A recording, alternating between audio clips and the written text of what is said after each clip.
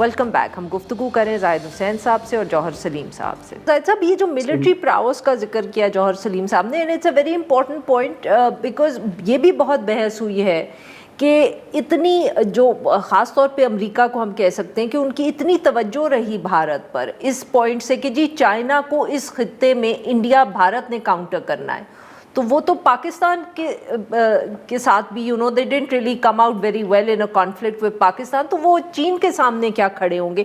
Do you think that's a debate that took place in the world? نہیں دیکھیں, سب سے بنیادی چیز تو وہی تھی کہ پہلا فیلیور انڈیا کا, مطلب ٹھیک ہے جب پہلگام کا واقعہ ہوا تھا سب نے اس پہ بیان دیے تھے, اور کوئی بھی دنیا میں دہشت گردی کی کارروائی کی حمایت نہیں کر سکتا, پاکستان نے بھی دیا تھا. لیکن اصل چیز جو ہوئی تھی کہ جب آپ اس کو یوز کریں اس واقعے کو کہ دوسرے جس پہ آپ الزام لگا رہے ہیں اس ملک کے خلاف فوجی کارروائی کے لیے, تو اس میں میرے خیال وہی بات آتی ہے کہ جیسے صحیح بات کی جوہر صاحب نے کہ انڈیا کو یہ تھا کہ جو ہے, اور واقعی تھی کہ ایک اسٹریٹجک ریلیشن شپ تھی اس کی امریکہ کے ساتھ, اور اس کے ساتھ ساتھ جو ہے ویسٹرن کنٹریز کی تھی, اور اس وقت جو ہے انڈیا کی اہمیت یقینی طور پہ اس میں کوئی انکار نہیں ہے تھے اس وقت کہ جو ہے وہ ڈپلومیٹک سطح پہ بہت زیادہ اس کی تھی. G20 کا بھی ممبر تھا, جو G7 کی میں آبزرور کی حیثیت سے انڈیا شرکت کرتا تھا, تو یہ ساری چیزیں تھیں. تو اسی پہ ان کا یہ خیال تھا کہ جب وہ پاکستان کے خلاف کارروائی کریں گے تو اس کی ایک حمایت بھی مل جائے گی. اب مجھے یاد ہے کہ اسی زمانے میں جب یہ 7 یا 8 یا 9 کی تھی, نیو یارک ٹائمز کی جو وہاں سے اسٹوری تھی دہلی سے, تو اس میں کوٹ کیا تھا جن لوگوں کو بلا کے انہوں نے ایکسپلین کی تھی ویسٹرن ڈپلومیٹس کو, جی ڈپلومیٹس کو ان کے فارن آفس میں بلا کے, تو اس پہ ان کا کہنا تھا جو ڈپلومیٹس تھے کہ وی ور ناٹ کنوینس.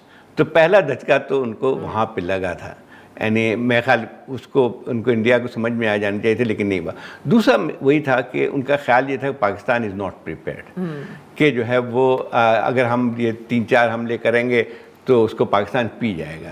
حالانکہ ان کو سمجھنا چاہیے تھا کہ 2019 کے جو سبق تھے اس سے سبق لینا چاہیے تھا. خیر, دوسرا ایک اور بات بھی آتی تھی کہ یہ بات صحیح ہے کہ اس وقت پاکستان ایک لحاظ سے ورلڈ سین میں بہت ہی اس میں چلا گیا تھا پیچھے کی طرف.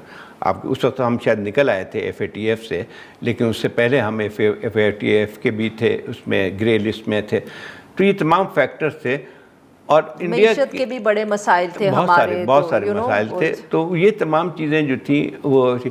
لیکن میرے خیال سب سے زیادہ جو ہے انڈیا کو جو شوق پہنچا یہ تھا کہ ان کو شاید یہ امید نہیں تھی کہ پاکستان کے پاس اتنے, یعنی ایک لحاظ سے J-17 جو تھے وہ تو تھے ہی, لیکن اس سے جو میسائل جو فائر کرنے کی تھی اس کی جو ڈسٹنس تھی, تو وہ کبھی بھی یہ نہیں سمجھتے کہ 100 کلومیٹر سے زیادہ کی ہوگی مار, اور جب 2000 کلومیٹر کی ہوئی تھی. دوسری بات یہ کہ ایڈوانس الیکٹرانکس, اور اس سے وہی بات آتی کہ چائنا کا جو فیکٹر تھا وہ کافی اہم تھا. یہ نہیں تھا کہ جو لوگ کہتے ہیں کہ وہ صرف چائنا کی مدد سے ہم جیتے تھے, یہ ضرور تھا کہ جو چند چیزیں جو ہیں, مطلب ٹیکنالوجی ان کی تھی, سکلز ہماری تھیں. الیکٹرانک کی بات بھی جو تھی نا وہ بہت اہم تھی. یعنی پوری وارفیئر اب اس کا رخ بدل گیا نا. اب جو بیڈو جو سیٹلائٹ ہے ان کا system, that was very useful.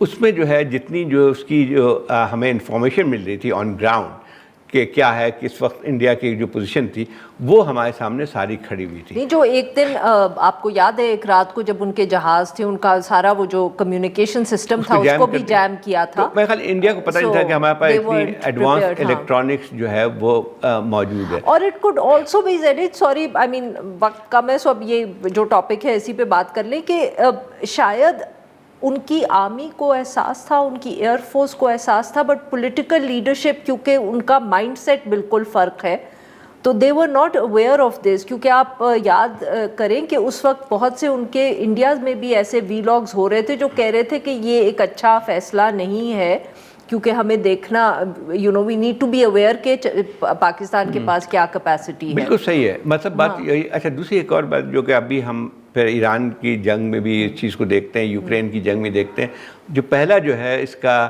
اظہار جو ہوا تھا اس نیو جو ہے وارفیئر کی ڈائنمکس جو ہے اس کا پاکستان جو اس جنگ میں بھی اس کا اظہار ہوا تھا.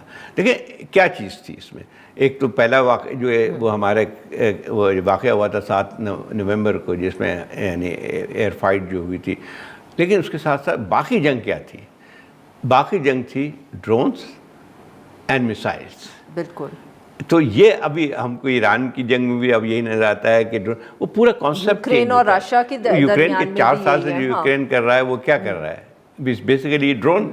اور ایران نے بھی مطلب کہ اپنے سستے ڈرون استعمال کر کے ان کا ایئر ڈیفنس سسٹم یہ پیچھے رہ گئی ہے کہ آپ کا کتنے جہاز ہیں، آپ کے پاس جو ہے کتنی طاقت، فوجی طاقت کتنی ہے. اہمیت ہے، میں یہ نہیں کہتا ہوں کہ کمپلیٹلی ختم ہو گئی اس چیز کی، لیکن اصل قوت جو ہے وہ اب بالکل وارفیئر کا وہ ختم ہو گیا کہ ایک بڑی طاقت جو ہے ایک چھوٹی طاقت جو ہے جو بھی ہے، تو اس کو اس نئے جو ہے جو طریقہ کار ہے اس کی وجہ سے ریزسٹنس ملتی رہتی ہے. Do you think that modern air warfare جو ہے وہ ڈرونز پہ ہوگی، وہ شاید یہ بڑے جہازوں کی بھی ضرورت نہ پڑے؟ مثال سب بڑی بات ہے کہ آپ اپنے ملک کے اندر بیٹھے ہوئے ہیں، وہاں سے آپ جو ہیں وہ کر رہے ہیں. اور خاص طور پہ جو ان ممالک میں یہ زیادہ ریلیونٹ ہے جو کہ ہمسائے ہیں. امریکہ اور ایران تو ہمسائے نہیں ہیں. پاکستان اور انڈیا جو ہے میرے خیال واحد ایک ایسا ایگزامپل ہے جس میں 2 نیوکلیئر کنٹری جو ہیں اتنے قریب ہیں. مطلب جو ہمارا الرٹ ٹائم جو ہے وہ 2 سیکنڈ کا ہے، یعنی یہ بہت زیادہ خطرناک صورتحال بھی ہے. اسی لیے دیکھیں تو اس میں جو یہ جنگ جو آئندہ جو بھی ہوگی تو اس میں یہی ہوگی کہ جو ہے میسائلز اور ڈرون استعمال ہوں گے. میرا خیال یہ ہے کہ کسی کو بھی جو ہے وہ نہیں ہوگی کہ جو ملٹری جو ہے یا اس کو کراس کر جائیں گے، کیونکہ وہ شاید ممکن نہیں ہوگا. بہت بہت شکریہ زاہد حسین صاحب، بہت بہت شکریہ جوہر سلیم. آپ دونوں نے ہمارے لیے وقت نکالا. ناظرین آج کے لیے بس اتنا ہی. We'll be back tomorrow at the same.